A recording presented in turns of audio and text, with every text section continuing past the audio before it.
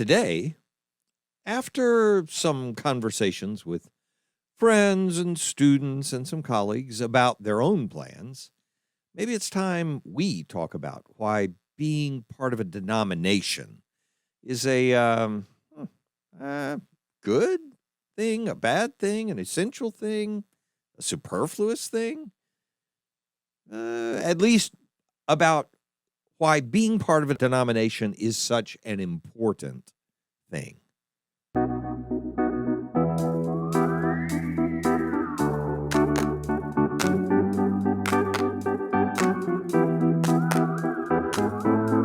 Welcome to Coffee with Creamer, where you get to sit down with our host, Dr. Barry Creamer, for a conversation about faith, life, and culture. We'll look at old ideas through a new lens, turn those culture wars on their head, and paint a picture of the way things could be. If you like your thinking deep and your coffee hot, pull up a chair. You're in the right place.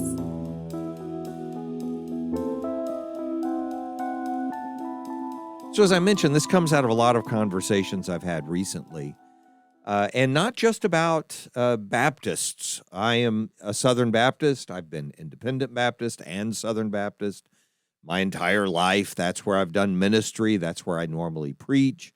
When I preach in a Bible church, community church, on a rare occasion, a church with a different denominational name altogether, can't even remember one right now, but I have, then it's, that's the exception. So my life's been Baptist, but this conversation is not about the Southern Baptist denomination or about Independent Baptists or about community churches or about Presbyterians or Methodists.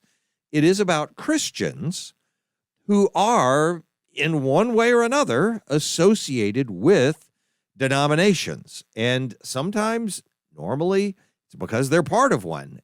Other times, it's because they refuse to be part of one. But one way or another, we're still tied to the idea of these denominations. And this is not a discussion, as we've had in the past on previous episodes, about why denominations are not such a huge problem for Christianity in the world. It's not that.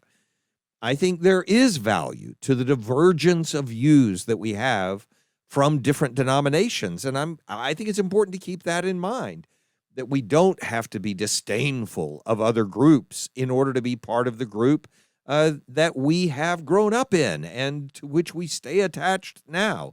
We don't have to do any of that in order to value the thing that we do have. It's not about that, although I just talked about it. It is about, so in the same way that a lot of Christians, a lot of people who've grown up as Christians are deconstructing, and again, we've had that conversation, different episodes. As much of a conversation as there is about that, there is always that conversation also among believers and among Christian leaders about whether to deconstruct from their denomination. They wouldn't use that language, but that's the idea. Do I give up the structures within which I've developed my ministry, within which I've grown up to be this leader that I am? And that's what I want us to talk about. And not just among leaders, but also among church members and just Christians in general who say, well, I don't want anything to do with those Baptists, or I don't want anything to do with those Methodists anymore, even though that's the group I grew up in. So I just want us to think through it. And I don't have an absolute answer.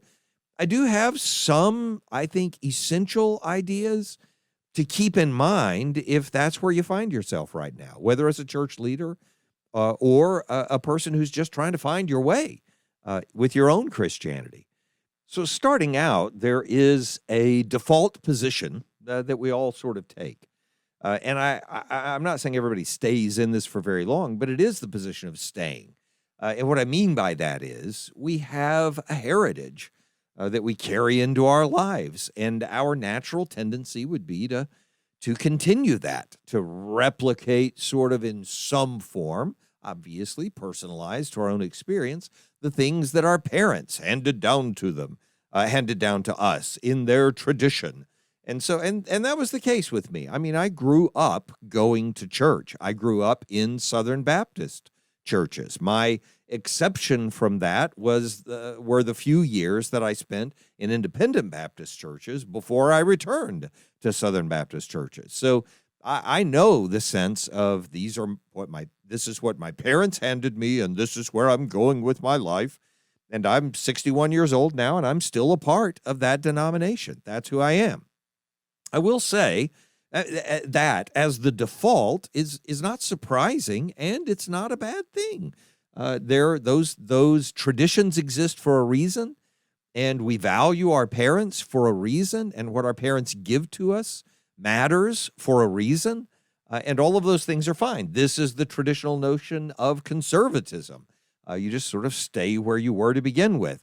And if you don't run into any anomalies or any critical circumstances or anything that breaks the system, then it makes sense that you would stay in that world. I'm grateful to my parents that I had enough of a positive experience with them throughout my life that I didn't see any need to try to venture off elsewhere, of any significance, to find my identity within the Christian world. So I'm grateful for that. That's normal. And it's also built into even taking it. I know that not everybody grows up in a Christian home, and not everyone's raised by their parents in a church. And so it's also the case that your personal history will influence you to want to be in the organization, the group, the whatever that you started with. And so your personal history contributes to the idea of continuity in your identity, your Christian identity. If your conversion took place in a Lutheran congregation, if that's where you first encountered what it was to be a part of a community of Christians, then of course it's natural and, again, healthy and good that you would want to continue to be a part of that. We would hope that every Christian expression would be a healthy Christian expression where the fruit of this Spirit is encountered and where the transformation that comes with just knowing the resurrected Lord would be realized, and therefore you would have a tendency to stay in that setting. And whether one denomination holds a doctrinal view that you think is worse or better than another denomination, and we do hold specific doctrinal views, that's fine. But whether you hold that or not, we would still hope, wouldn't we, that every Christian expression would be a healthy expression of the Lordship of Christ. And, if that's the case, then it would make sense that we have a history that says, that's where I was baptized. I remember the moment I had my first girlfriend and it was in that church. This is the reality of our lives. That's where I was married. That's where my grandfather was buried. That's where I went to the funeral service. That's where I met a pastor who was able to explain to me this or that solved this crisis in my life about what my vocation was going to be. All of those liminal moments that we encounter and cross over in a particular environment would incline us to love that environment, to want to be a part of that environment going forward. It would bring a nostalgia and a comfort with it that's important. You can say, that's psychological. You're not telling me why I should be a part of this or that denomination. That's the point. I'm not trying to pick which denomination, not trying to say it's about one denomination. I'm trying to say there are elements that are automatically going to incline us, good, bad, or indifferent, to stay where we are, to be in the denomination where we, for instance, grew up or where our faith took root. Same thing with, by the way, the training, the formal training, and sometimes less formal training that we do inside of denominations. In the informal sense, we do it with the conveyance of an ethos, of a set of values and cultural norms and expectations and behaviors that we may or may not even realize become an important part of how we identify ourselves within those groups. When I've been in other groups, in the settings where other denominations were celebrating their pastor, for instance, or the history of a church and its background or whatever, I've realized that the jokes are all very similar to the jokes that people tell on their own denomination. So, for instance, I've been in a setting where I've been in 100 settings where I've heard, well, you can't have a Baptist fellowship without food, of course. But I've heard the exact same language when I was sitting in a setting where I heard Catholics talking about their fellowships. Well, you can't have a Catholic setting without food. Well, you can't have Methodists get together without a meal, and so on. Everybody does that, and the reason they do it, I'm just picking the example about food because that one seems to be universal. I don't know for sure it is. I haven't been in every denominational setting, but where I've been, that seems to be a point of odd pride, by the way. Well, we can make a person fat is sort of what they're saying sometimes. And which seems to be true, by the way, in most of the settings I've been in, and about me. So I can say it's true about me. Anyway, the point is that kind of jocularity. So we're poking fun at ourselves, but at the same time, kind of proud of the fact that we're this way is a way of subtly conveying the ethos of your denominational identity. Aren't we special? Our grandmothers cook better pies than everyone else. You don't want to go over there with those, whatever that other denomination is, because you wouldn't be able to get this pecan pie there, and so on. And it's, by the way, very similar to the ideas that go along with, and I know this one because I'm from Texas, state pride, and the jokes we tell about that. It starts out with jokes, by the way. Starts out it's just like, we're just having fun. But it does end often, I would say always, I think it is always, because anytime you make people the butt of your joke, there's a harm that comes from it. And so it may start with light jokes. And again, I'm not condemning the practice. The practice is so universal, I would have to condemn everyone. I'm not condemning it. I'm just saying, let's be aware of this. That this conveyance of the ethos through jokes and things like that also does end, like it does with states, with a genuine antipathy for other people. I mean, you joke about being from Texas, not from Oklahoma, how, the IQ of both states went up, and stuff like that, all those jokes. We tell those jokes, and it's just a laugh, and, nobody means it seriously, and before you know it, state troopers are giving tickets to anybody who's got an Oklahoma license plate on Texas OU weekend. A reality I encountered from state troopers who were bragging about doing it at church the day after the Texas OU game one time. Now, so I'm just saying, I get the joke, I get the lightheartedness of it, and I get the ethos of it, and it's natural for us to have that. We should probably be conscientious about how we convey that, just as a side note. But also this idea that we train into ourselves a tendency to stay in the denomination that we grew up in, or at least that our faith grew up in, is also overt sometimes. We make an effort to indoctrinate, to train people, to hold on to the teachings that are received by our denominational forebearers. And there's a value in that. There is importance in this. By the way, another side note, very brief, but in higher education, and in Christian higher education, there is an attempt to reduce what we do to indoctrination. And I push back hard against that. That's not what we do in Christian higher education. That's not good enough for Christian higher education. It's critically important. It's valuable, and it's something churches ought to do and that we ought to value as Christians within churches. But it's not what higher ed ought to be doing. So, separate note. So back to, in your denomination, in your church, you have this overt indoctrination. You have Sunday school opportunities to say, well, this is what we believe, and it's in contrast to what other groups believe. They would hold this view. These people are Paedo-Baptists, but we believe in believers' baptism, or vice versa when you go the other direction. I had a former Presbyterian elder who was a member of my church when I was pastoring a Baptist church in Arlington, who explained to me how he had learned to teach why paedobaptism, baptism of babies, was an important component of Presbyterian life, and why it was denominationally justified, and why it was justified in terms of biblical faith and covenantalism and so on.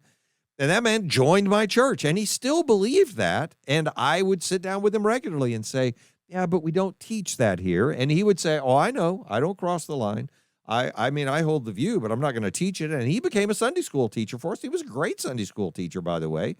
but he knew the lines to play within, to be a part of our church in our denomination, which was different from where he had come from. And the point is that it makes sense to teach within your group why your group holds the views that it holds. And that's why we have, in some denominations, formal catechism, literally memorizing answers so that we can make sure we understand the right things. All of those things are designed to make us people who would have a tendency, a default position of remaining in the denomination that we started out in. And by the way, there is always, and this one's probably more important than all of the others put together, there's always the social and relational inertia that comes with human existence. You don't want to have to make all new relationships all the time.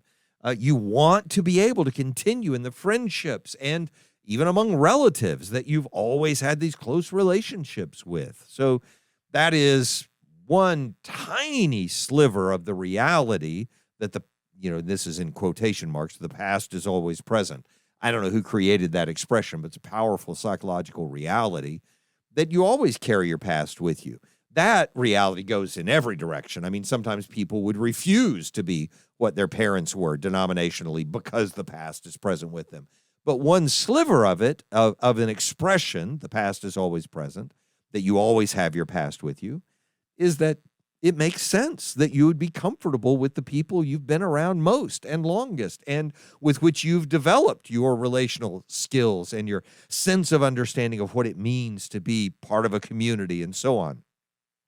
All of those things put us in a default position where we would want to remain in the denomination we've been in to begin with. Then swing with me on the pendulum all the way to the other side of the room.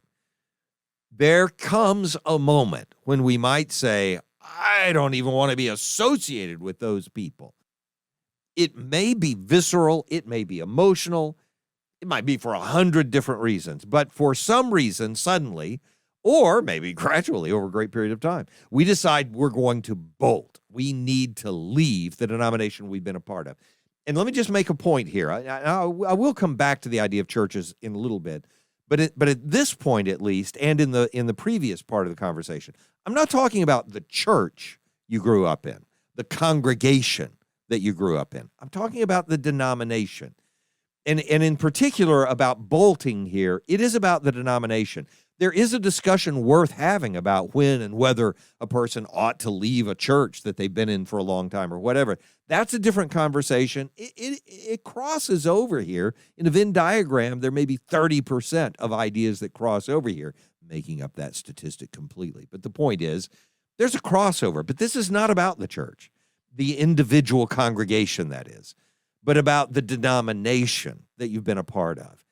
And so there are a lot of reasons people would choose to go a different direction. I mean, it happens a lot during young adulthood, a lot, where a person becomes 18, 20, 22 years old. They're leaving high school or leaving college, whatever it is. There's a transformative opportunity, maybe in new relationships or whatever's going on, and they consider leaving. And that would, and partially just because of the coming of age reality. So, I mean, it's only natural. I mean, I remember going with a youth pastor in my congregation. I was pastoring, and the youth director, we called him at the time, went with me to visit a young lady that we were hoping would be able to go to camp with us. Her friend had invited her, and her parents didn't want her to go because they were Catholic. And I understand the anxiety about that. And so we went over to the house, and we just said, hey, we'd love for her to be able to come with us to camp. And the dad said, well, frankly, I'm just worried that y'all would be trying to persuade her to get saved or do something like that. And my youth director said, and this was really brilliant on his part. He was the best, one of the best youth directors I ever had. I mean, probably the best. I mean, he's just fantastic. Man was 6'8", so he wasn't intimidated by anybody. He's huge. Baseball, he had been recruited professionally for baseball. I said 6'8". I don't know, somewhere between 6'5" and 6 something. He was big, tall, just anyway, healthy guy. So this dad said that, and my friend, he said, my youth pastor friend, he just said, well, I hope we do. I mean, that's why we go. And he just said it lightheartedly, but seriously, saying, well, of course we're going to try to persuade her that this is the way to go. But I promise there won't be any strong arming. We're just going to try to talk about why we do things the way we do. And at the end of the conversation, the dad said, that makes sense. That's good. Yeah, she can go. It was fine because he trusted his daughter to make whatever choice was going to be most important for her. The point is, she was in a youth group in her Catholic church, but she was coming of age and she was trying to make her own way and she wanted to think about her own things. And her dad patted her on the back and said, you know what, I'm going to trust you through this process. Good idea, bad idea, I don't know. I mean, you can decide as a family what you want to do with that. But that is part of the reality that a child who's becoming an adult is going to have an occasion to think about everything. Do I really want to be a cobbler when I grow up? Or do I want to be a doctor? Or do I really want to be a professional when I grow up? Or would I rather be blue collar? They can think about all those things. Well, one of the things they're going to think about is denominationalism as well. And just the fact that as you become a young adult, you become independent too. And you may want to think of your identity independently of your parents. I've seen a lot of people go through that transition. I mean, again, I'm the president of a college right now, so I'm around a lot of 18 to 22-year-olds. And we watch these 18 to 22-year-olds show up under the shadow of their parents, but by the time they graduate, make their own way. And some of them are making their own way by trying to be distinct from what their parents were. It's just part of the reality of the human psyche. I don't know. So that's young adulthood. The other is certain experiences that people are having, sometimes during that same time period, during their life, sometimes later, sometimes it might be earlier. I don't know. But I know with marriage and children, it happens all the time because somebody marries somebody of a different denomination. Or somebody's kids love this church that they went to camp with, and their parents suddenly visit that. And lo and behold, they're changing denominations.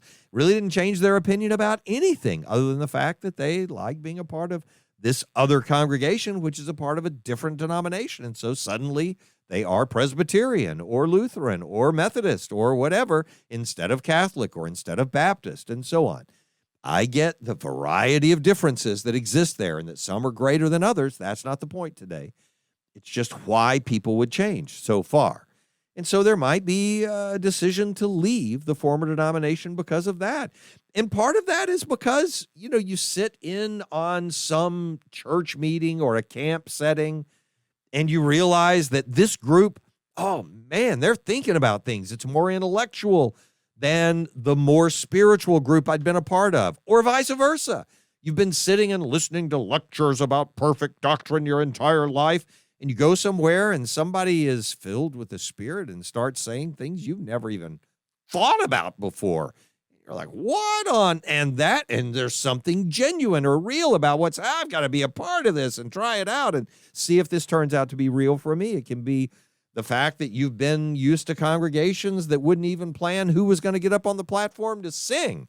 And Aunt Bertha gets up there every week and sings a song, whether she can sing or not. And then you go to a church, and from beginning to end, every moment is choreographed and organized, and only the most beautiful voices and the most perfect readers participate in anything. And you're awestruck by the reverence given to the holiness of this moment, or vice versa, that you're so tired of being in a straitjacket that you love the sense that people just walk in and sort of enthusiastically follow the Spirit wherever it's going. And the same with the austere on one hand, a very rigid sense that only the presence of God is what brings beauty to this context, as contrasted with beautiful stained glass and statues and draperies and everything being an expression of aesthetic value. And one or the other, if you haven't had it, it seems fresh. The grass is always greener, right? So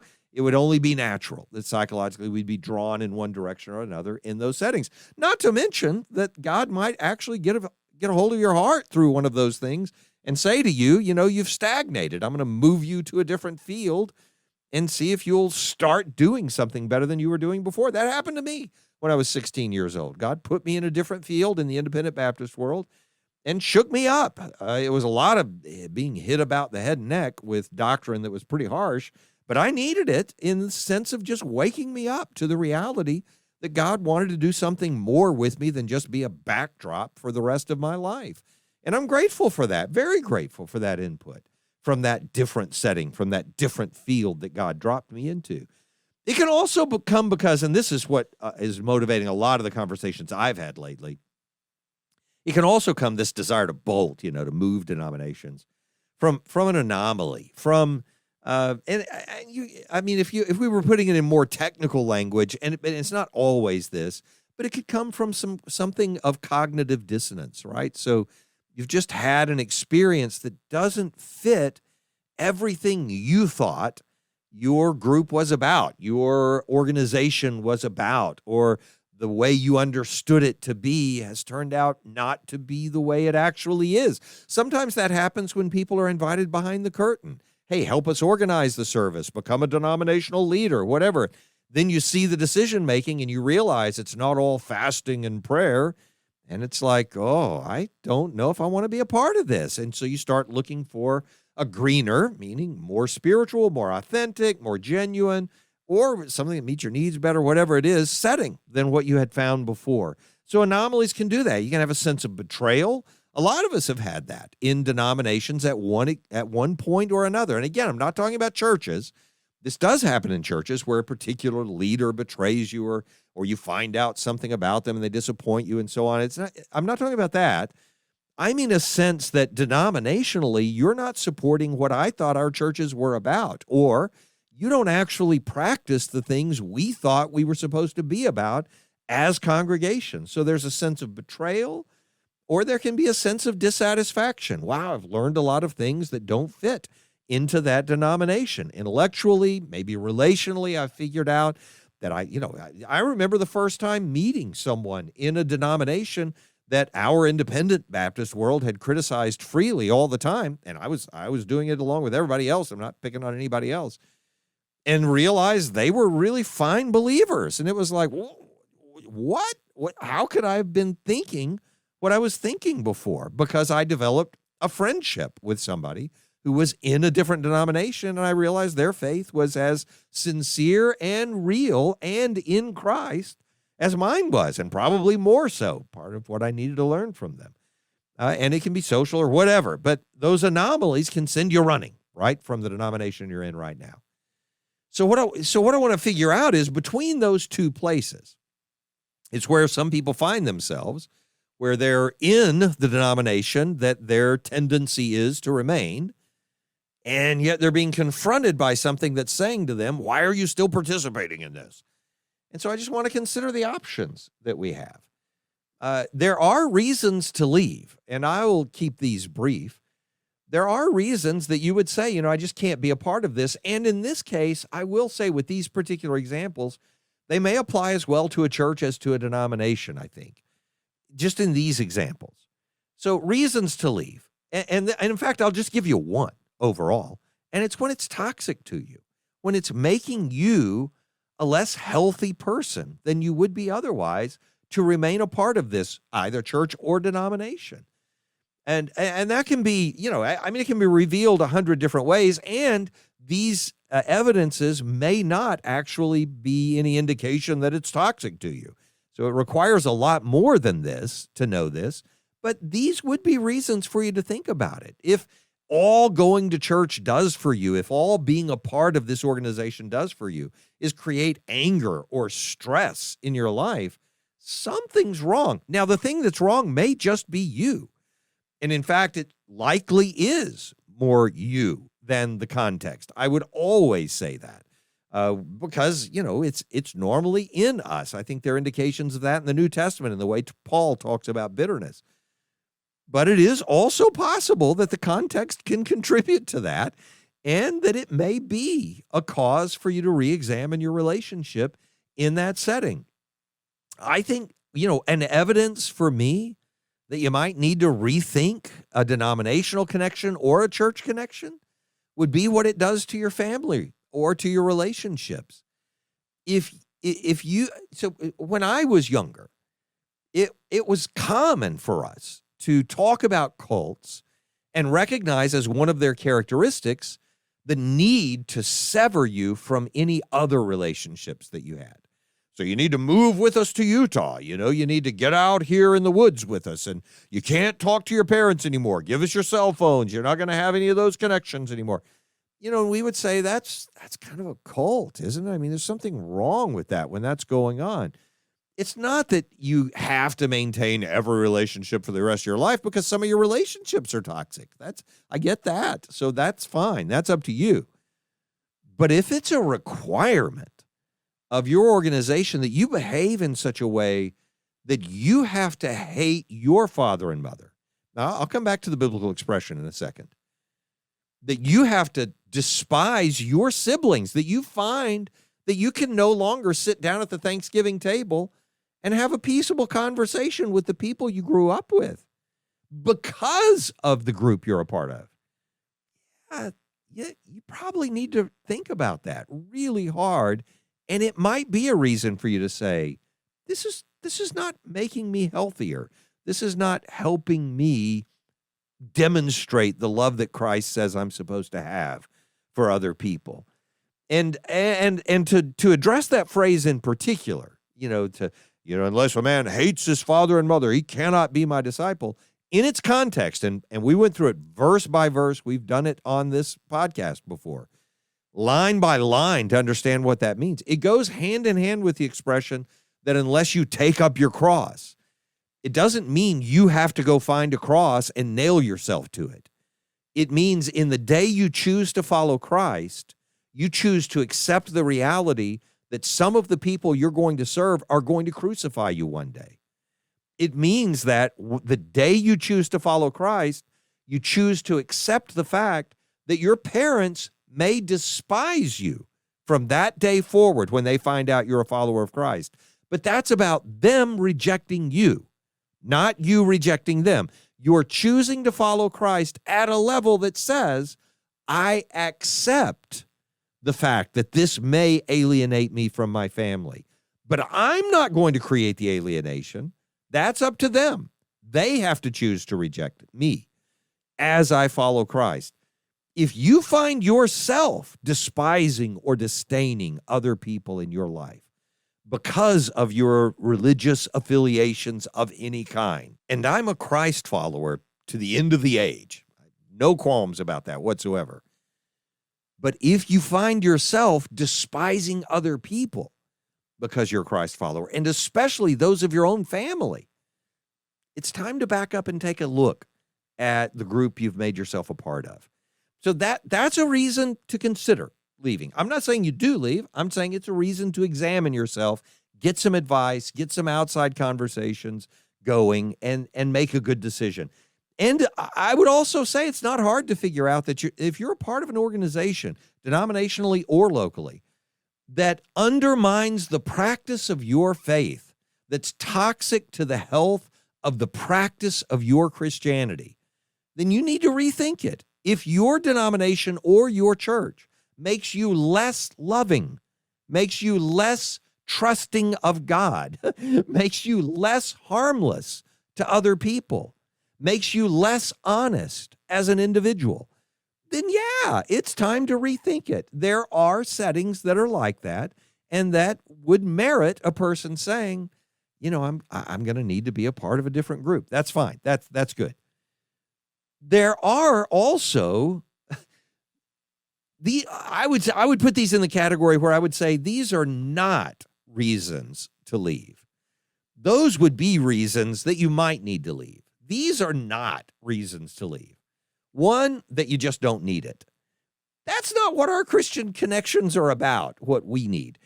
We do need them, and that is important, and it is worthwhile, but that's not principally what we're supposed to consider when we're coming into a relationship or a community. We're supposed to be thinking, how does God want to use me to serve this community? Because we have become Christ followers. We follow him into the role of service. In the same way, I would say it's not going to be enough to say, well, I just don't like some of those people, so I'm going to go somewhere else. The point of Christianity is to be able to love people you don't like. And also, I do think that ends up meaning you like people that you don't like. you end up there. But in the meantime, we're supposed to love people that we don't like. So I don't think those are reasons to leave. But there are also some positive reasons that we should not leave.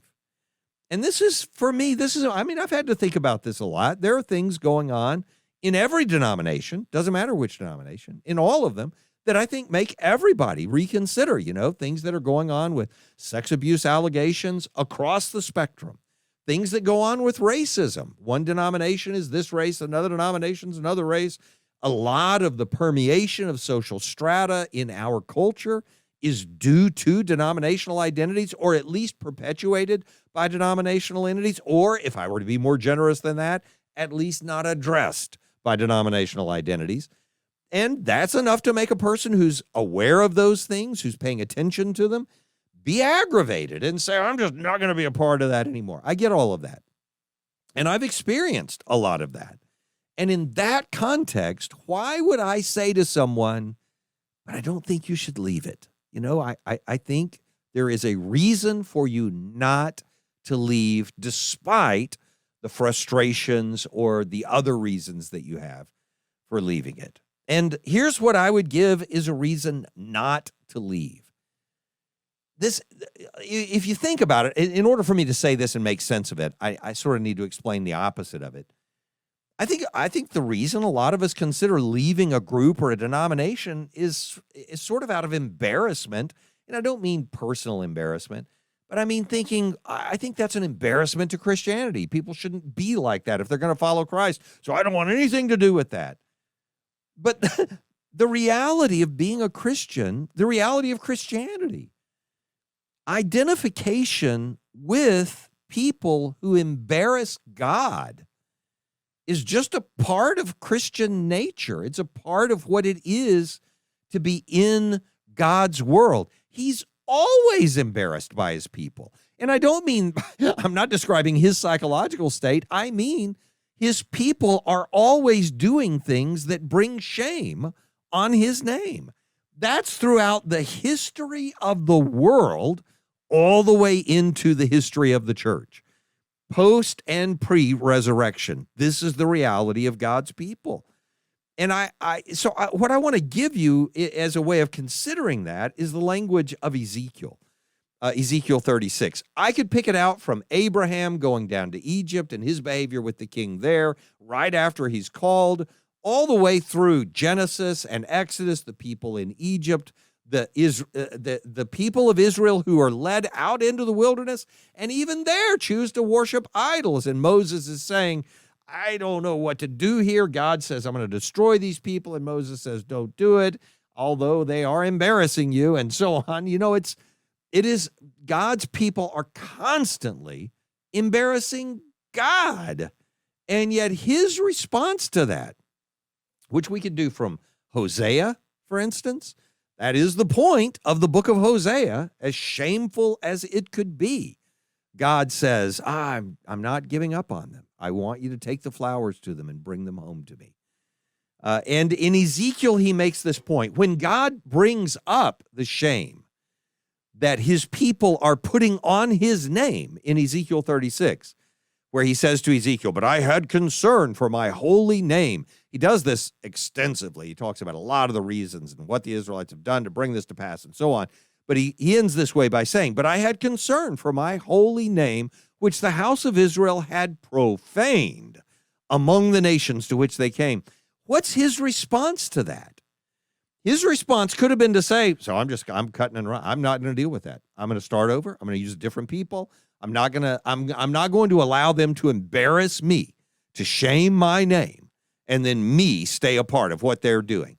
But instead of that, this is what he says. And this is starting in verse 23 of Ezekiel 36. I will vindicate the holiness of my great name. Now, he could do that a lot of ways. Destroy Israel, bring fire down on them, and so on. The judgment would have vindicated his holy name.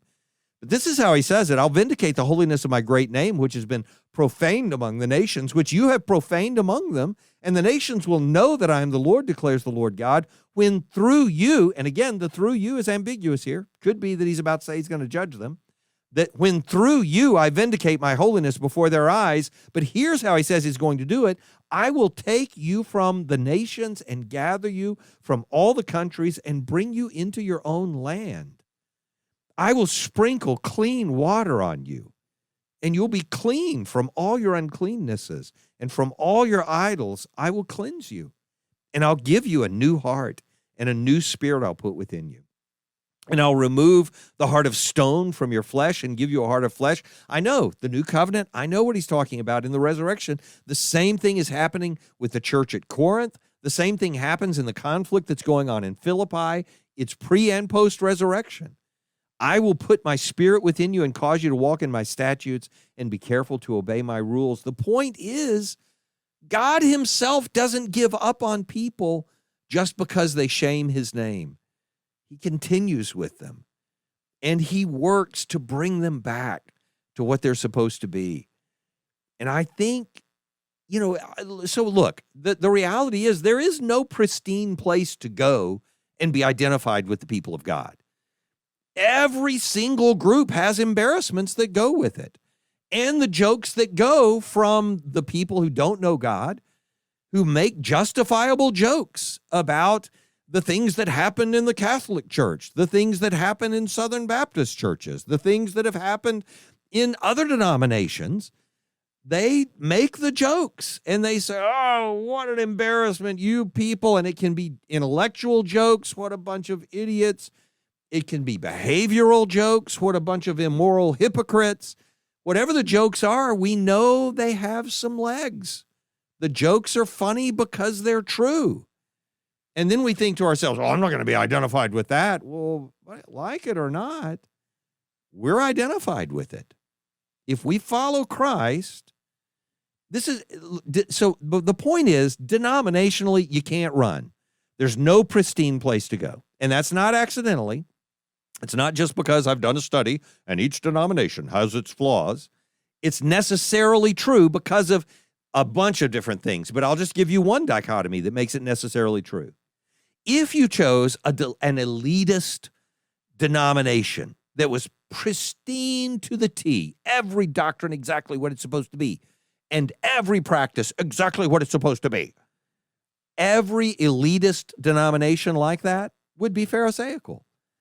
Because what Pharisees do in Scripture, the ones that are condemned by Jesus, they use the commands God gave so that we would love our neighbors, so that we ourselves can exclude those very neighbors from our pristine selves. Whether it's doctrinal purity or behavioral tests or cultural norms that are being passed down from one group to the next, if you become a part of a group where everybody's got to measure up, then you've become part of a Pharisaical group, and that's not what we're called to. If you, on the other hand, say, I'm going to be part of an inclusive group, we're going to invite those people in, and we're going to love the outsiders, well, then you're going to have an impure group, because the reality is that no one enters with doctrinal or practical maturity in their faith, and no amount of maturity divides between wheat and tare without culling some wheat or trusting some of the tares. Jesus doesn't even entrust it to us. He says you don't have the ability to pick out between the wheat and the tares, which means we're going to be living among tares if we're in a congregation or a denomination that's more inclusive. So you don't have the option of saying, I'm going to go where everything's right. There is no pristine, broader Christian identity. It just doesn't exist. It's never going to exist, not until Christ returns. But it's also not an option to go nowhere. Not for a follower of Christ. There is no existing in Christ without existing in his body in this world. And I wish we had time to expand on that idea. We don't grasp the idea very well because we're not very communitarian in our thinking. And I've had long conversations on this podcast in other episodes about why it's important for us to recognize our communitarian nature and still value the individualism that we have. I'd love to talk about all that again. Encourage you to go back and find those episodes. Daisy can link to them on the website so that you can find them. But it is a reality of Christianity that you can't be a part of Christ without being a part of his body. And his body in the world is believers. We're a part of each other. We're inherently tied to each other. Even if I were just to put it socially, if you say to somebody, well, I'm a Christian, but I'm not associated with all those other Christians, they're not going to believe you. Either you believe the things of Christ or you don't. You're not like the one true believer in the entirety of the world. It doesn't make any sense. And I think Ruth's words are the perfect model for reality. I don't have a last name for her, Ruth in the Bible, that Ruth. Ruth's words, they're the model of reality. Your people will be my people, and your God will be my God. We are tied to each other at the hip because our Creator tied us together at the hip. So the point here is that there is no bearing the name of Christ without bearing the reputation of all the other people that bear the name of Christ. And that's just the way it is. So we can either run and hide from that reputation to no avail. There's no getting away from it. You want to be attached to God, you're going to be attached to his people. Or we stay and bear the burden of that reputation. And I think we have to choose this one, to stay and bear the burden of that reputation. Until he abandons the people who claim his name, it's hard to argue that we should abandon them. And believe me, that statement is much to my chagrin. But then again, the last thing in the world I deserve to do is measure any chagrin I experience against God's with me.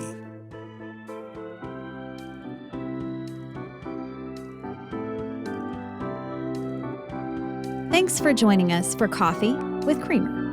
Your cup of coffee may be finished, but we are not.